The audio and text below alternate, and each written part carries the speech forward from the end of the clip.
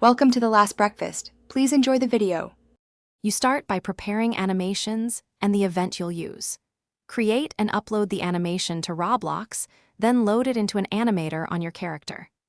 Once done, add an animation track and give it a clear name so you can reference it in code.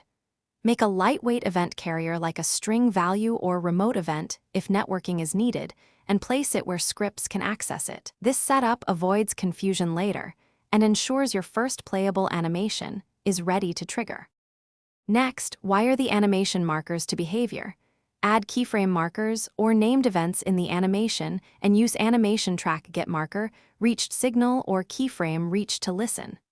Once connected, call functions that play SFX, spawn particles, or toggle hitboxes at precise frames. Make sure to debounce or gate logic to prevent double triggers. For multiplayer, route important actions through remote events and validate data server-side so clients can't Finally, test thoroughly across play solo and server sessions. Run the animation and verify markers fire on the expected frames, log marker names and timestamps so you can fine-tune timing. If animations appear desinced, slow or speed up the animation track. Priority an animation track, adjust speed, and check for network lag or replication focus issues.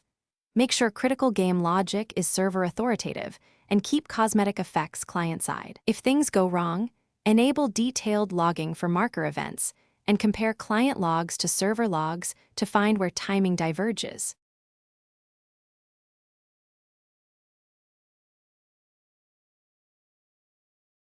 Thanks for watching. If this was helpful, leave a like and consider subscribing. See you next time.